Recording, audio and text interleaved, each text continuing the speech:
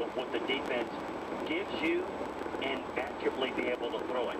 You're correct. Defensively, in this league, if anybody thinks that the trend is going towards running quarterbacks that are going to run more, think again, because the defenses are going to hit the quarterback more legally, and you're not going to have quarterbacks. So it's not going to be run more. It's going to be the threat of the run, pulling it down, throwing it, and oh, you're going to run, and it may be the run, the 2 or 3 runs a game that might turn the game around, but it's the threat of the run and the ability to throw it that's going to ultimately determine the success of quarterbacks. And defensively, a lot of people in the league have spent a lot of time this offseason at college programs studying how they defend these type of offenses. My boy Spags was down in Alabama, he was down in A&M, he was out in Ohio State, and you know, they spent, you're right on, Coach, they spent all kinds of days at colleges this summer, just kind of this spring and summer, just kind of looking at how they do it. But and your point is so on because you look at, say, Russell Wilson. Russell Wilson's really was most dangerous in extending plays and getting plays down the field. I mean, his escapability is what made him so good last year. That's exactly right. So, I mean, you got everything, and here's the big thing. Defensively, as a rule, you're defending 10 guys. It's like you've got guys that are blocking you up front. You've got to deal with that, and you've got to cover the rest of the guys. And you account for the quarterback as a passer. You don't normally account for him as a runner, and you have to make some decisions with these guys that are athletic runners. You've got to account for them, but you still have to stop them as a passer.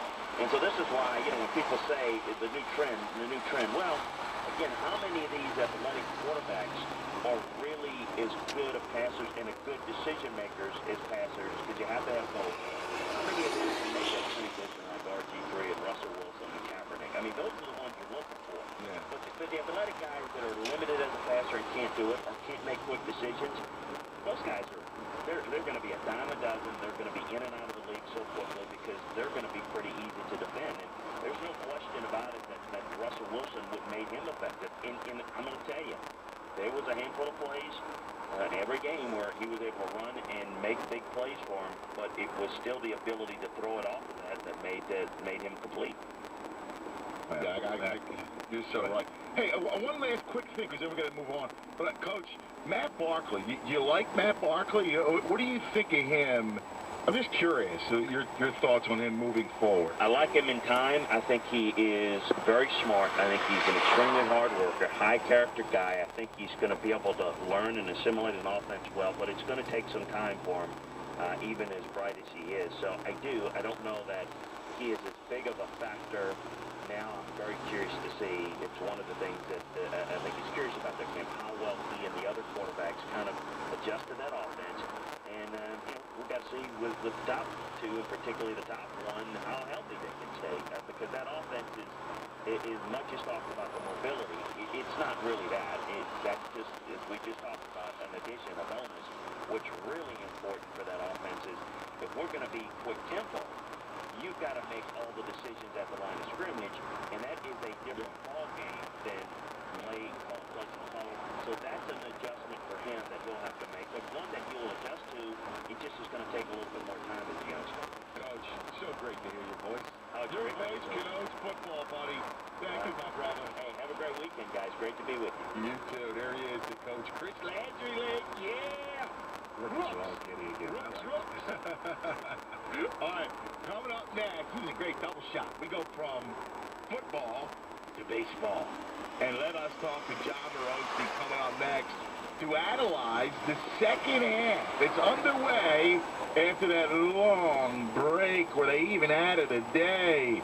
So we'll kind of go into all the storylines of the second half of the baseball season coming up next. With Lincoln Kennedy, I'm Anthony Gargano. We are the Fellas on Fox. Let's find out what's trending, Dad.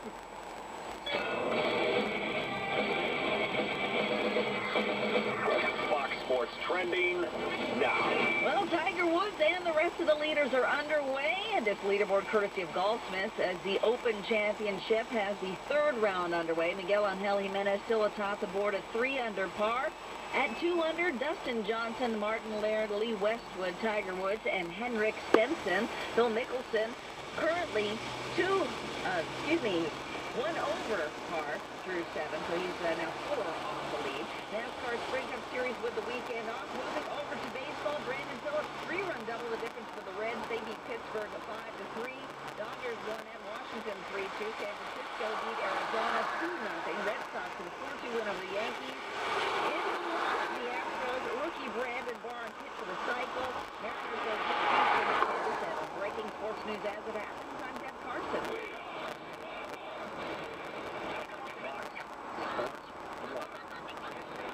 August 17th. America's new sports network. Welcome back, fellas, right here on Fox and Link, hanging with you, coming to you live from the Fox Sports Radio Studios by Geico. It's easy to save 50% off car insurance with Geico. Go to geico.com or call 800-947-AUTO. The only hard part, figuring out which way is easier. And now Lincoln, let off down, move to the baseball. Second half underway last night, and joining us from Fox. Yes, you can read him. He is terrific. John Morosi. Hello, Johnny. Good morning, gentlemen. It's been too long. How you guys doing? I know, we miss you, John. That's right. How we doing? How you doing, man? I'm doing very well. She's doing great. Thank you. I was just, with Willow and Wendy and Bill, we were talking about the trade deadline, so she's up on it as well. She was asking me why not. She was asking me why not golf is down to the Rangers already, so I'm trying to figure that out right now. Well, let's talk about it. Let's see what you and Gabriella think about the big moves that are going to be made come trade deadline. And you mentioned Garza. Give us a couple of names you expect to be moved. Well, I tell you what, one thing, Anthony, I should say is I don't expect Quick to be moved based on the way the Phillies have been playing lately. It looks like they might be fired, so I think Quick will probably stay off the market. I do think Alex Rios of the Chicago White Sox, who was supposed to be game last night, but for not hustling him, so actually being part of the trade. I think Rios will ultimately be on his way somewhere. I also think Mark Morris, the regular pitcher with the Internationals, he is likely to be dealt somewhere as well.